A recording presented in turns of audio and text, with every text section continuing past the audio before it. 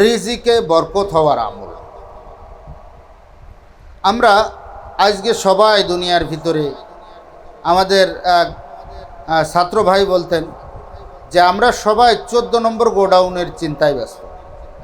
আসলে 14 নম্বর গোডাউন বলতে ওই ছাত্র ভাই একটু ঠাট্টার ছলে বলতেন আমাদের সবার পেটের কথা, যে আমাদের পেটের চিন্তায় আমরা বিভোর। আমরা দুনিয়াতে যা কিছু করতেছি, টাকা পয়সা ইনকাম করতেছি, ব্যবসায় ইনভেস্ট করতেছি, খরচ করতেছি, ছেলে মেয়েকে লালন পালন করতেছি, ছেলে মেয়েকে বড় শিক্ষিত বানাচ্ছি, ছেলে মেয়েকে প্রবাসে পাঠাচ্ছি। আমরা যত ব্যবসা বাণিজ্যের ভিতরে, ইনভেস্টমেন্টের ভিতরে আমরা আসি, আমাদের বাড়ি গাড়ি, আমাদের চিন্তা চেতনা, মন মস্তিষ্ক সব কিছু আমাদের শুধু এই একমাত্র পেটের চিন্তায়। আমরা সব কিছু করতেছি পেটের জন্য, আমরা সব কিছু করতেছি খাওয়ার জন্য। অনেকে বলে যে আমি তো খাওয়ার জন্য করতেছি না, কারণ আমি তো খাইতে পারি না। আরে আল্লাহ তাআলা যাকে খাওয়ার তৌফিক দেয় সে খাইতে পারে, আল্লাহ তাআলা যাকে খাওয়ার তৌফিক দেয় না সে খাইতে পারে না। লক্ষ লক্ষ কোটি কোটি টাকা আছে, কিন্তু আল্লাহ তাআলা এমন এক রোগ তার ভিতরে দিয়ে দিছে, ডায়াবেটিস দিয়ে দিছে, এমন একটা রোগ দিয়ে দিছে আল্লাহ তাআলা তাকে না খাওয়ায় রাখে।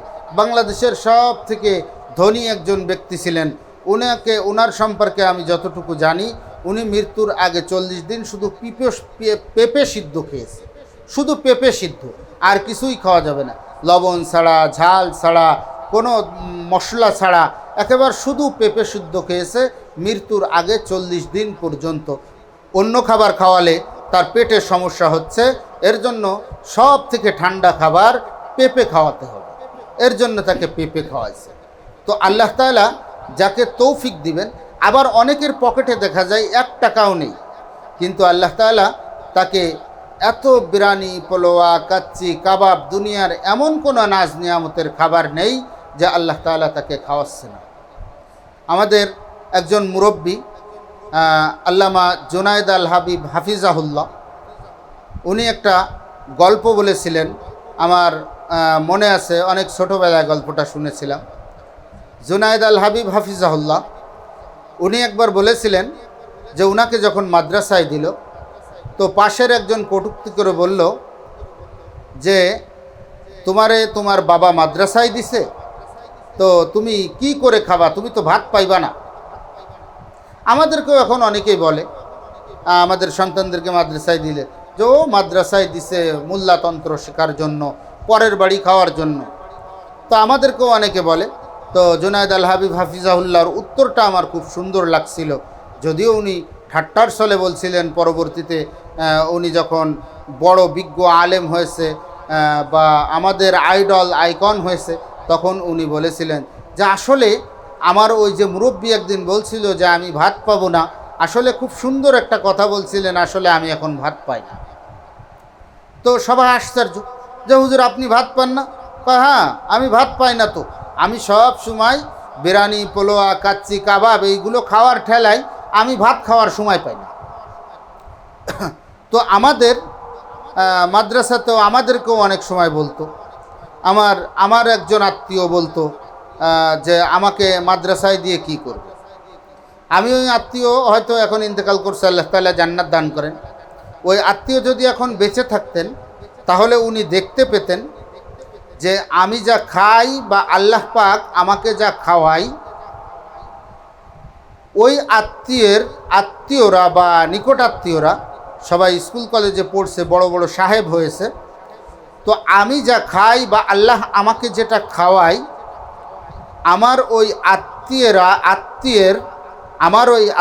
আত্মীয়রা সারা জীবনেও একবার চোখেও দেখে না, এমন খাবার আল্লাহ তাআলা আমাকে খাওয়ায়। তো আমরা সবাই রিজিকের চিন্তায় ব্যস্ত, যে রিজিক আমাদের কিভাবে হবে। আমরা রিজিকের চিন্তায় চাকরি করছি, ব্যবসা করছি, ক্ষেত খামার করতেছি, বিভিন্ন পলিসি গ্রহণ করতেছি, শুধু একমাত্র রিজিকের চিন্তা ছাড়া আর কিচ্ছু না। তো এই রিজিকের চিন্তা আল্লাহ তাআলা তার নিজ জিম্মায় নিয়ে নেবেন, এমন কিছু আমল মানুষকে শিক্ষা দিয়েছেন যে তুমি এই আমল করো, তো রিজিকের জিম্মা তোমার জিম্মায় করা লাগবে না, আল্লাহ পাক রিজিকের জিম্মা তার নিজ জিম্মায় নিয়ে নেবেন। যেমন বেশি বেশি দরুদের আমল করা। আল্লাহ তাআলা তার হাবিবের মুখ দিয়ে শোনায় দেন, মান সাল্লা আলাইয়া ওয়াহিদান সাল্লাল্লাহু আলাইহি আশারা। এখানে কেউ কেউ তর্জমা করেন যে রাসূল করিম সাল্লাল্লাহু আলাইহি ওয়াসাল্লামের উপরে একবার দরুদ পড়বে, আল্লাহ তার উপরে 10 বার দরুদ পড়বে। এটা একটি ভুল তর্জমা, ভুল ব্যাখ্যা। এখানে হলো যে রাসূল সাল্লাল্লাহু আলাইহি ওয়াসাল্লামের জন্য একবার দরুদ পড়বে, আল্লাহ তাআলা তার জন্য 10টি রহমত নাজিল করবেন। কারণ আল্লাহ তার উপরে দরুদ পড়বেন, এই তর্জমা যদি করা হয়, তো আমি তো রাসূল সাল্লাল্লাহু আলাইহি ওয়াসাল্লামের উপর দরুদ পড়ি, সব থেকে ছোট দরুদ সাল্লাল্লাহু আলাইহি ওয়াসাল্লাম বা আল্লাহুম্মা সাল্লি আলা মুহাম্মদ, এরকমভাবে দরুদ পড়ি। তো আল্লাহ কীভাবে দরুদ পড়বেন একজন মানুষের উপরে? আমি আমিরুল ইসলাম দরুদ পড়লাম আল্লাহর রসুলের উপরে, আল্লাহুম্মা সাল্লি আলা মুহাম্মদ। তো আল্লাহ কি দরুদ পড়বে আল্লাহুম্মা সাল্লি আলা আমিরুল ইসলাম? না, বরঞ্চ আমি একবার দরুদ পড়ার কারণে আল্লাহ পাক আমার জন্য 10টি রহমত নাজিল করবেন। এই 10টি রহমতের ভিতরে 1 নম্বরে হলো আল্লাহ পাক তাকে দুনিয়ার ভিতরে রিজিকের চিন্তা থেকে মুক্ত করে দিবেন, তার রিজিকের চিন্তা করা লাগবে না। হযরত আব্দুল্লাহ ইবনে মাসউদ রাদিয়াল্লাহু আনহু, ওনার কোনো ছেলে ছিল না, ওনার সব ছিল মেয়ে। তো উনি যখন একেবারে মুমূর্ষ অবস্থায় আল্লাহ পাক দুনিয়া থেকে তাকে নিয়ে যাবেন, আল্লাহ পাক তাকে নিজের কাছে ডেকে নেবেন, এরকম মুমূর্ষ অবস্থায় তখন মুসলিম জাহানের খলিফা ছিলেন হযরত উসমান ইবনে আফফান জিন্নুরাইন রাদিয়াল্লাহু আনহু। তখন হযরত উসমান ইবনে আফফান জিন্নুরাইন রাদিয়াল্লাহু আনহু উনি হযরত আব্দুল্লাহ ইবনে মাসউদ রাদিয়াল্লাহু আনহুর কাছে গেলেন, যে বললেন, হে ইবনে মাসউদ, যেহেতু আপনার মেয়েরা আপনার পরে দুনিয়াতে থাকবে, তো আমি তাদের জন্য রাষ্ট্রীয় কোষাগার থেকে কিছু নির্ধারিত অর্থের ব্যবস্থা করে দিই, যারা প্রত্যেক মাসে সেই ভাতাটা তারা উত্তোলন করবে এবং তাদের পিছনে তারা নিজেদের পিছনে ব্যয় করবে। হযরত আব্দুল্লাহ ইবনে মাসউদ রাদিয়াল্লাহু আনহু সুন্দর একটা আমলের কথা হযরত উসমান রাদিয়াল্লাহু আনহুকে শিখাই দিয়েছেন, বা বলছেন তখন হযরত উসমান রাদিয়াল্লাহু আনহু যে, হে হযরত উসমান, আপনি কি জানেন না রাসূল করিম সাল্লাল্লাহু আলাইহি ওয়াসাল্লাম বলেছেন, যদি কেউ প্রত্যেক দিন মাগরিবের নামাজের পর সূরা ওয়াকিয়া তেলাওয়াত করে, আল্লাহ তাআলা তার দুনিয়ার রিজিকের চিন্তা থেকে মুক্ত করে দিবেন এবং তার রিজিকের ব্যবস্থা আল্লাহ তাআলা তার গায়েবী খাজানা থেকে ব্যবস্থা করবেন। সুবহানাল্লাহ।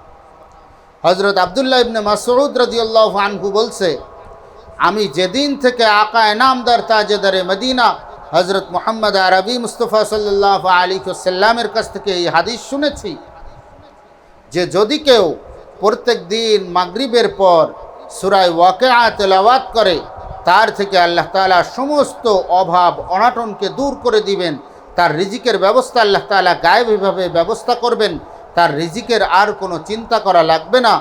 সেদিন থেকে আমি নিজেও এই আমলটা করছি, সূরা ওয়াকিয়ার আমল, এবং আমি আমার মেয়েদেরকেও এই ওয়াকিয়ার আমল শিখাইছি। আমার মেয়েরা কন্টিনিউ এই আমলটা করে ইনশাআল্লাহ। রাসূল খুদা সাল্লাল্লাহু আলাইহি ওয়াসাল্লাম সত্য, তার কথা সত্য। রাসূল করিম সাল্লাল্লাহু আলাইহি ওয়াসাল্লাম যে হাদিস বলে গেছেন এর উপরে আমি 100% দৃঢ়ভাবে বিশ্বাস করি। তো রাসূল সাল্লাল্লাহু আলাইহি ওয়াসাল্লাম যে আমল করার কথা বলে গেছেন, এই আমল করার পর আর জীবনে কোনো দিন আমার মেয়েদের কোনো অভাব অনাটন স্পর্শও করতে পারবে না। এর জন্য আপনার রাষ্ট্রীয় কোষাগার থেকে কোনো নির্ধারিত অর্থের বরাদ্দ দেওয়ার দরকার আমার মেয়েদের জন্য নাই। তো আজকে দেখুন, আমি আপনি রিজিকের জন্য কত কষ্ট করতেছি, আমি আপনি রিজিকের জন্য কত মেহনত করতেছি, অথচ যে আমলের কারণে আল্লাহ তাআলা গায়েবী খাজানা থেকে রিজিকের ব্যবস্থা করবেন, সেই আমলটা হেলায় খেলায় ছেড়ে দিচ্ছি। আমরা আলেমরাও ছেড়ে দিচ্ছি, হাফেজরাও ছেড়ে দিচ্ছি। সূরা ওয়াকিয়া তেলাওয়াত করুন, প্রত্যেক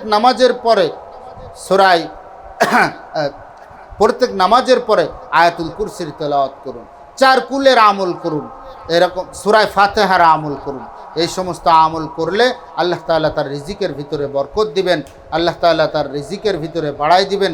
এর জন্য আমরা রিজিকের ভিতরে বরকত দেওয়ার জন্য রাসূল সাল্লাল্লাহু আলাইহি ওয়াসাল্লামের বাতলানো যে আমল, বলা যে আমল, বেশি বেশি করে দরুদের আমল করব এবং প্রত্যেক দিন মাগরিবের নামাজের পর সূরা ওয়াকিয়া তেলাওয়াতের চেষ্টা করব। আল্লাহ তাআলা অবশ্যই অবশ্যই রিজিকের ফয়সালা আসমান থেকে গায়েবীভাবে ফয়সালা করে দিবেন। রিজিক নিয়ে আপনার আর চিন্তা করা লাগবে না। সন্তানকে সূরা ওয়াকিয়ার আমল শিখান, সন্তানকে ডাক্তার, ইঞ্জিনিয়ার, ঘুষখোর, সুদখোর বানাইতে হবে না। সন্তানকে সূরা ওয়াকিয়ার আমল শিখান, সন্তানকে সুদে ব্যাংকিং শিখাইতে হবে না। সন্তানকে সূরা ওয়াকিয়ার আমল শিখান, সন্তানকে বিভিন্ন সমিতির থেকে ক্ষুদ্র ঋণ নেওয়া শিখাইতে হবে না। সন্তানকে সূরা ওয়াকিয়ার আমল শিখান, সন্তানকে চুরি, বাটপারি, ফেরতবাজি, 2 নম্বরই কোনো কিছুই শেখানো লাগবে না। সন্তান আল্লাহ তাআলার গায়েবী ফয়সালা থেকে রিজিকের ব্যবস্থা পাবে, রিজিকের ব্যবস্থা তার হয়ে যাবে। কোনো প্রযুক্তি, যুক্তি বা ভিন্ন কোনো পথে তাকে যেতে হবে না, 2 নম্বরই করতে হবে না। ইনশাআল্লাহ শুধু সূরা ওয়াকিয়ার আমলের কারণেই তার রিজিকের সমস্যা সমাধান হয়ে যাবে এবং তার খাদ্যের ভিতরে বরকত এসে যাবে।